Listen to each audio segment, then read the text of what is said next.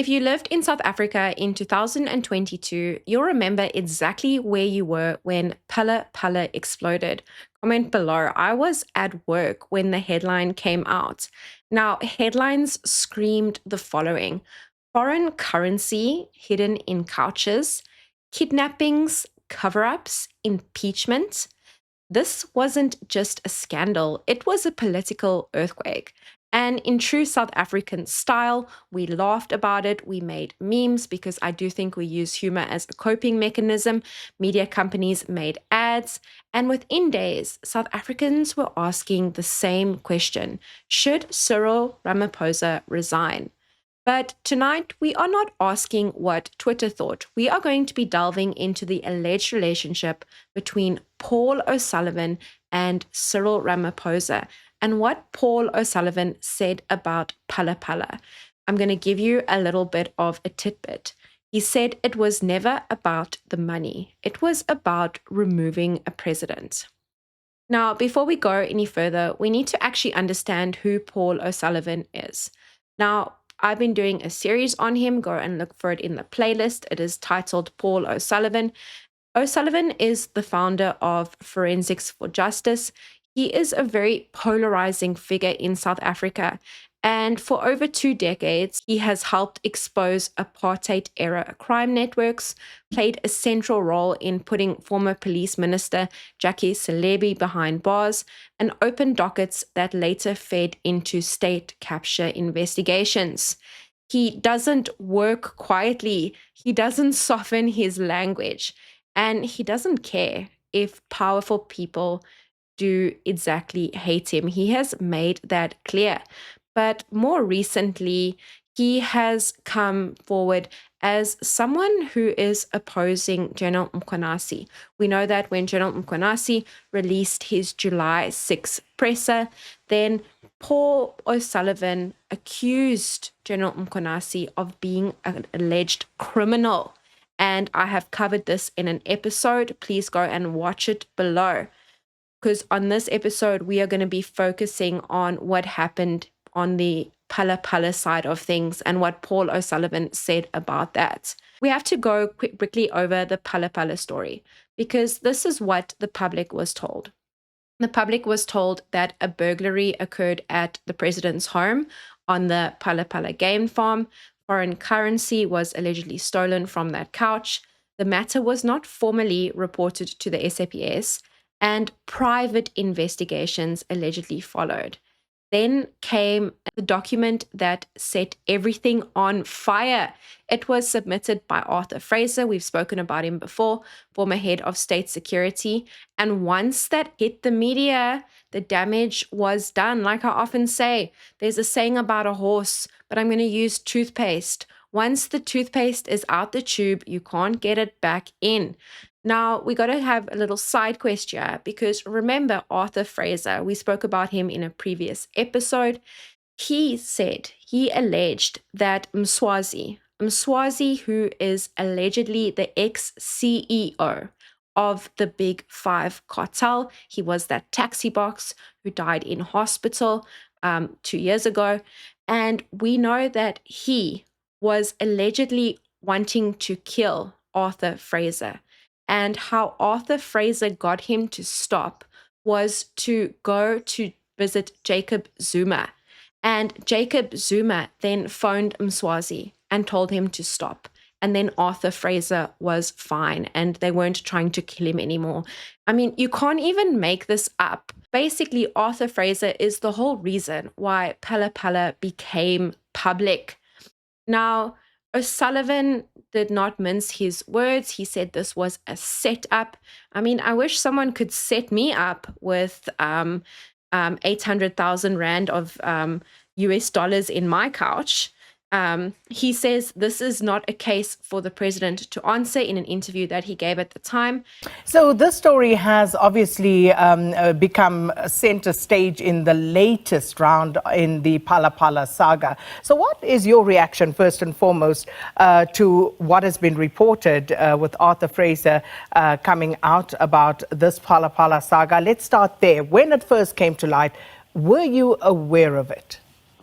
No idea whatsoever. The first I knew about it was the same as when all other South Africans knew about it. It came up in the media, I think it was in June this year, and that's the first I knew of it. So these allegations now, and there have been a lot of allegations leading up to this point when your name has now become entangled in it. And it's now alleged that you actually helped to trace the suspects that burgled President Ramaphosa's Phala Phala farm. Were you part of that investigation in any way, shape or form? No, as I said, I had no knowledge whatsoever. I didn't even know Phala Phala existed. That's how closely involved I was. I never knew that the president had a game. Well, I knew he had a game farm, but I didn't know where it was. I didn't know the name of it. I had no knowledge whatsoever. And here we have a situation where the media take all this and glibly report on it as if it's fact, and it's nothing of the kind. It's complete fiction. And it's fiction of a man who's stolen probably hundreds of millions of rand of taxpayer money and should be in prison. So why do you then think you've been implicated in this particular saga? Well, I mean, if you look at how he's implicated me, he said the following. Mr. Sullivan, who is a close associate of both the president and Mr. Chauke, is said to have used his private investigation company to assist in the tracing of the persons alleged to have broken into the president's residence. Now, he doesn't even put that under oath. He puts it in a letter. You don't investigate allegations in a letter.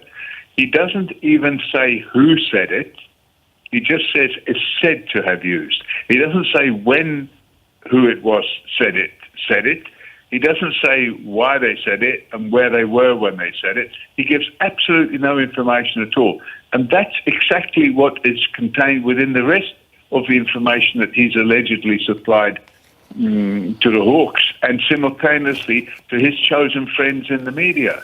He doesn't give it to the whole media. He gives it only to those that he knows will make some mileage out of it. I call them checkbook journalists. And then you end up with a situation where this thing gets blown out of proportion. I don't know what took place there. I don't know whether there were any funds stuffed into a couch as alleged by him. But if it's like everything else he alleges, it's probably false. I'll give you an example. In this original affidavit, which I did look at and I did carry out a preliminary investigation on, he showed some photographs of one of the so-called suspects standing next to a motor vehicle that he purchased with the proceeds of an alleged crime at Phala Phala.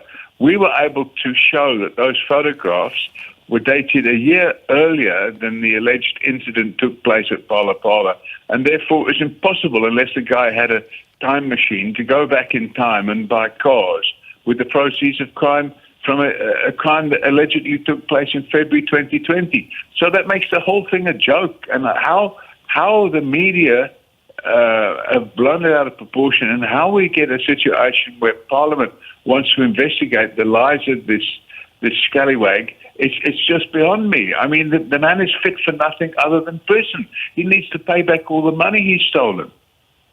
So, and that, of course, is something that needs to be looked at, should have been looked at by now, given that it's also been out in the public domain for quite some time.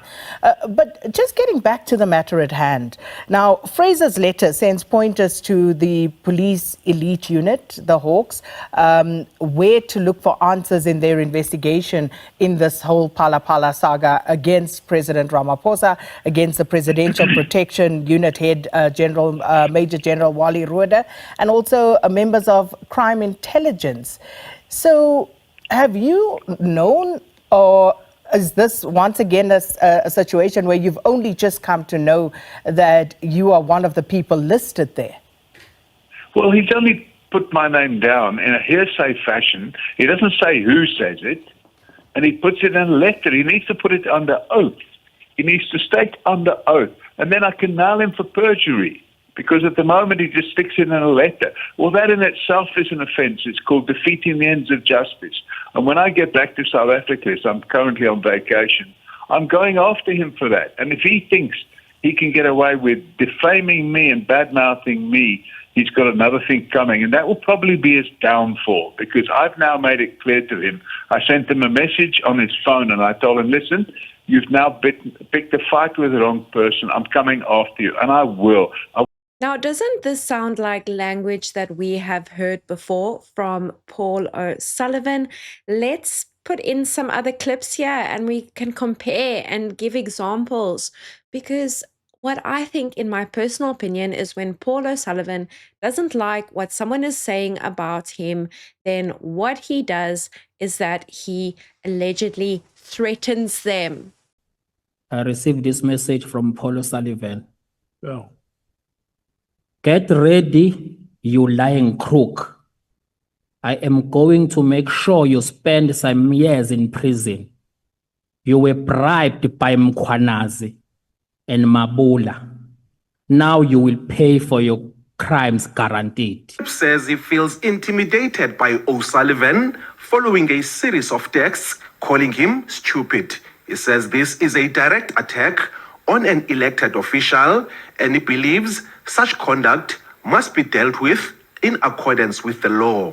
He says, I've been looking at your misinformed attacks on me on social media because someone forwarded them to me. You're clearly an arrogant fool that doesn't have a clue what's going on. Mkhwanazi is one of the biggest criminals that ever wore police uniform. His crimes, when they are finally exposed, will shock the nation. Best part is, unlike you who are in receipt of my taxpayer rands, I don't get a single cent. Then he said, you attack me personally on social media as if you are Mkhwanazi's right-hand man, which means that you must be supporting his criminal conduct. Either that, or you are far too stupid to know a criminal when you see one. And he goes on, he calls me a criminal. Trollip says he was merely doing his oversight work. I'm not a criminal, and all I was doing as a public representative, member of parliament, is calling for the allegations, both his and Mkhwanazi's, to be investigated. And if that intimidates him and elicits this kind of response, it is absolutely so melodramatic. He goes further. He threatens Action SA later. He threatens Herman Mashaba. He says he will tell everyone he knows not to support Action SA. All that does is encourages me all the more. Because there's a saying that says, if you want to know who owns the dog, kick it and the owner will come out very quickly. I want to know why Paul O'Sullivan has come out guns blaring like he has against me. And it'll come out. O'Sullivan has made his own sworn statement rebutting Trollip's claims. He says if this sworn statement is not attached to the criminal charge against him, he will lay a counter charge of defeating the ends of justice. And according to him, Fraser's affidavit is hearsay. The claims are political, not based in any evidence, and the leak was operational. O'Sullivan then went further to allege that Fraser used intelligence-style tactics, information was selectively leaked, and journalists were used as accelerants, not to investigate, but to destabilize. Now, there is a world where if Arthur Fraser had not leaked that affidavit, that we would never have known about Phala Phala. There is also a world in which if General Mkhwanazi had never come out to us on the 6th of July for our Independence Day and told us what was going on, we would have never known about this. That haven't been answered yet. How many other sleepers? I'm saying Walter Rueda needs to answer questions as well. How come he was arrested and charged with corruption some years ago, and yet those cases were mysteriously dropped? Those cases need to come back into the open. I'd also like to know where he got the cash from to pay off all the debts he was in 2 years ago. And suddenly, miraculously, all of his debts have been paid off. He needs to explain that to the public. He needs to explain why he gave the video of the break-in that took place at Phala Phala to Arthur Fraser. What's it got to do with Arthur Fraser, who at the time, I guess, was in charge of the prisons, or pretending to be in charge of the prison, so he could get Zuma out of jail on a double quick motion. At the end of the day, there's far too many questions, and the sooner these people get rolled into jail where they belong, the better. So, Major General Wally Rueda, you say he is the one who is responsible for leaking this information to Arthur Fraser. Are you 100% certain of that? I'm not saying he leaked it to him. I'm saying he gave it to him. Leaking is what you do to the media. You give it to somebody in the media and say, here, don't publish that and don't tell them you got it from me. Rueda was the one that had the video. And it's ironic that at the time when he's able to pay off all of his debts, the video now is in the hands of Arthur Fraser. And Arthur Fraser, apart from giving it to DPCI with a whole lot of waffle about things that allegedly happened, also supplies it to his chosen journalists. They've got the video. They have it. And how come, they got it? They got it because they got it from Arthur Fraser. Arthur Fraser could not have got it from anyone other than Wally Rueda. Why do you say that? Is Rueda the only one who would have had access to that information, to that footage? And are you 100% sure of that? I'm not 100% sure, but you don't have to be a genius to work out the flow of events. What I'd like to see is Walter Rueda explaining how he paid off all of his debts in 2020. So tell us about his debt and how you came to know about that. When did you start investigating that and came to the conclusion that he was paid a large amount of money to pay off his debt? And how much are we talking about, by the way? Well, I'm not discussing the amounts because I don't think it's appropriate to do that. But he was in debt. He was heavily indebted with a number of entities, including SARS. And now suddenly he doesn't owe anybody any money. And that needs to be investigated because if a person has cash, they need to explain where it came from. And at the end of the day, he needs to explain his involvement when he was working at the NPA in a so-called coloured grouping of individuals that all are arrested and charged with corruption, and how that case miraculously got removed from the bottle and nobody got prosecuted. It was a prosecutable case. If it wasn't for the interference of Zuma and Nomkhobo Jiba and Lawrence Mwebi, those people would have gone to prison. He needs to also explain how it was that he got fired from the NPA for dishonesty and corruption and suddenly resurfaces as a major general in the police. It means somebody arranged for him to get that appointment, and we need to know who. So when did you become aware of this, Mr. O'Sullivan? In June this year. So before that point, you were not aware of this? You didn't know about Major General Wally Rueda, the fact that he was then very closely working with the president in his capacity as the head of the president's security detail there. You didn't know that? I had no idea. It wasn't my business, and I hadn't bothered looking at it. So it became your business when he implicated you?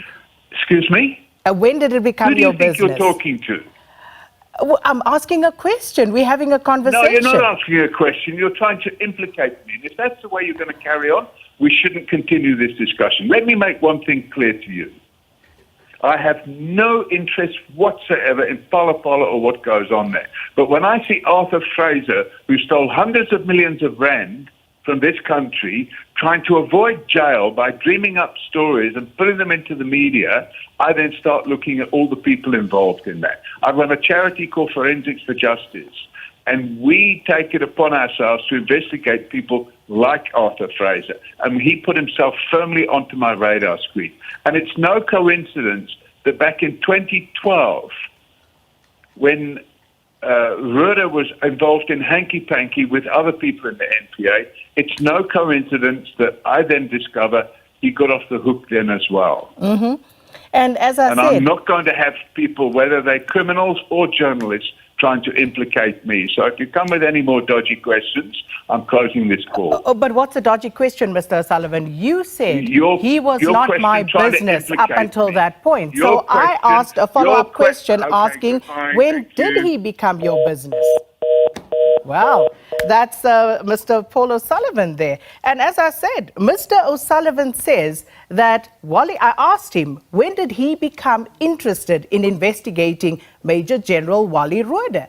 And he explains that and says, well, it was not my business up until that point when he implicated me. And I asked, so, you know, basically, so he was not my business. So I asked, when did he become your business? And I don't know what's wrong with that. But that's what Mr. O'Sullivan has to say. He says he's not going to answer a dodgy question. I don't know what a dodgy question is. We don't know what's going on here for the most part. There's people being implicated. There's allegations. There's counter allegations. There was talk, Mr. O'Sullivan also is on record as saying that 95% of what Fraser says is hearsay. And, you know, looking at that, so I was hoping to ask him about that. If 95% of it is hearsay of what Arthur Fraser is saying, how did he arrive at that conclusion? And also, what is the truth then? What is the 5% that is true? And what is the 95% of that story that is not true? But unfortunately, as you heard there, Mr. O'Sullivan not interested in answering any further questions. Forensics consultant Paul O'Sullivan was discussing allegations that reference his involvement in the Phala Phala controversy. So that's where we have to leave it. Now, personally, I have a problem with the way that Paul O'Sullivan speaks to this journalist. She is doing her job. She is asking the hard questions.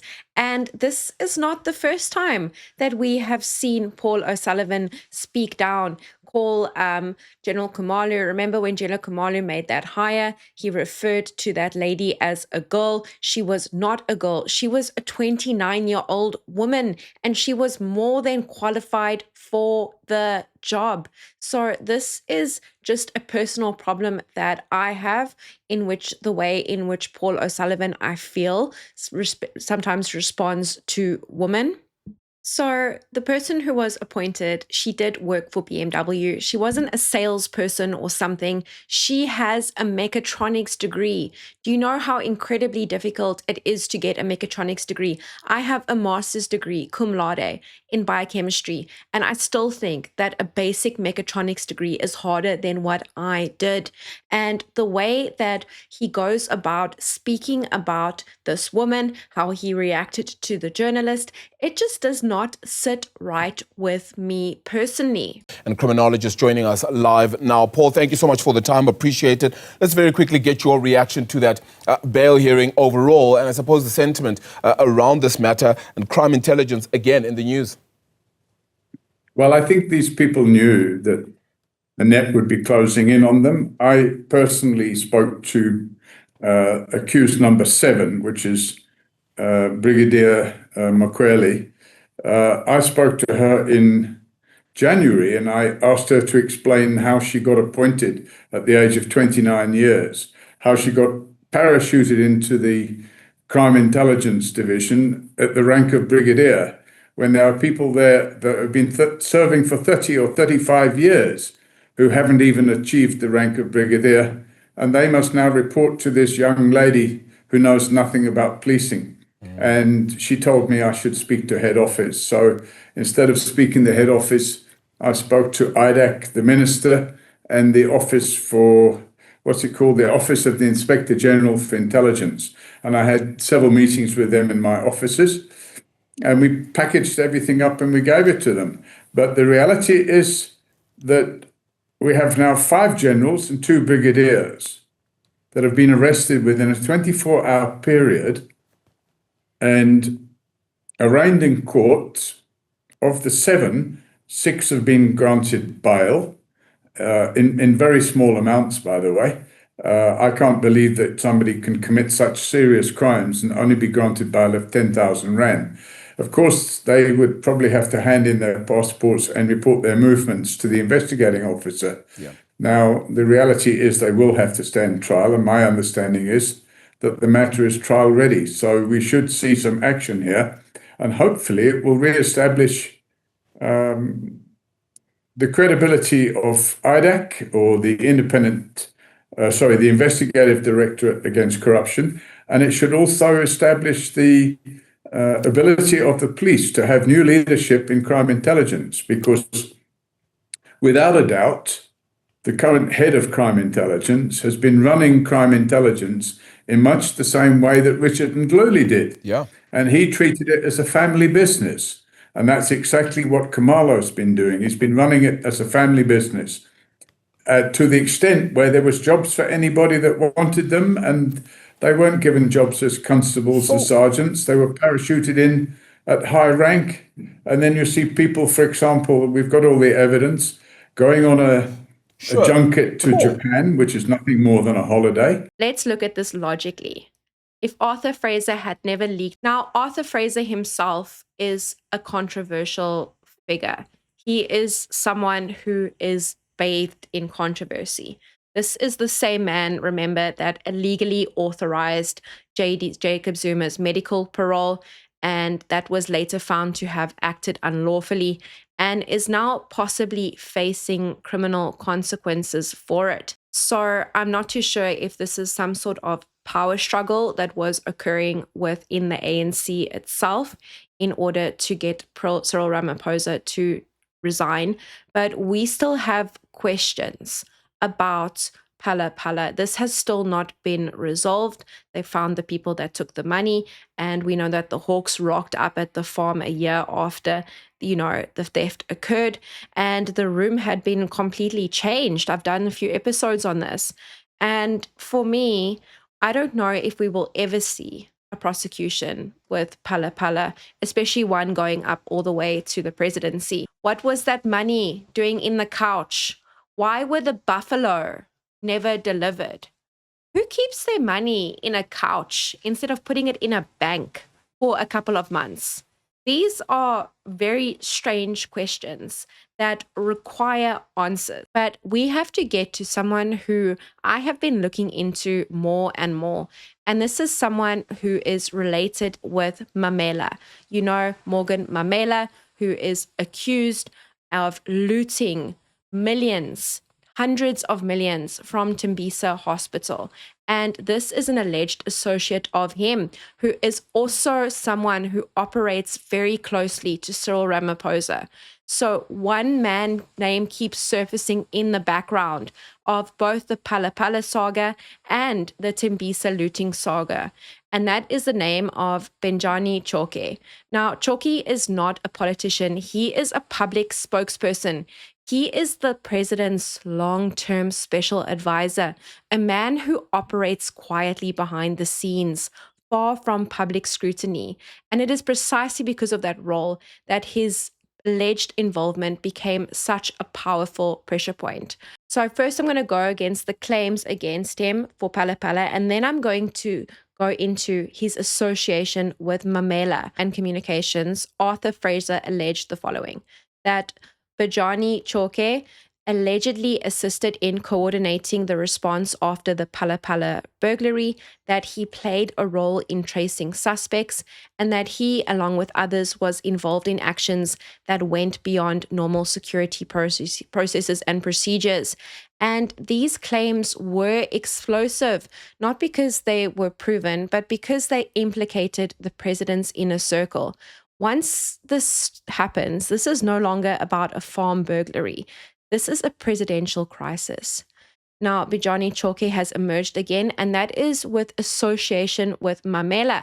In Jeff Wick's book, Why Babita Had to Die, Jeff Wick says that he has proof that Bejani Chauke and Mamela were neighbors, and that Bejani Chauke was seen many times at Mamela's house. Now, you remember Morgan Mamela is President Cyril Ramaphosa's nephew through marriage, through his first marriage. But Cyril Ramaphosa has claimed over the years not to know him, and then over some time saying, okay, maybe we've met once or twice. I will be getting into that in my Tembisa looting scandal series. Remember to subscribe to watch that. Years from now, South Africans will look back on Phala Phala, they will look back on Cyril Ramaphosa, and they will look back on Paul O'Sullivan, and they will ask the following questions: was this accountability, or was this manipulation? Paul O'Sullivan made his position on Phala Phala clear. And like I said, he has, in my own opinion, long time seen as an alleged protector of Cyril Ramaphosa. And according to his own words, he believed that this was a political ambush driven by compromised intelligence actors, amplified by media pressure, and weaponized for power.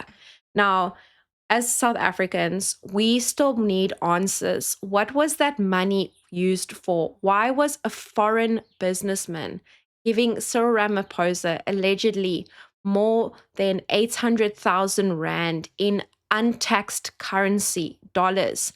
And why was that money hidden in a couch? Why was the buffalo never delivered? Now, remember to hit that like button, and thank you to all my members who sponsor the plant fund behind me. If you value deep dive investigations like this, remember to subscribe, share, and comment below so that the YouTube algorithm can push this to more like-minded people, because democracy does not collapse overnight. It collapses one accepted lie at a time. And the only thing that we can do is shine sunlight and disinfect the corruption in South Africa.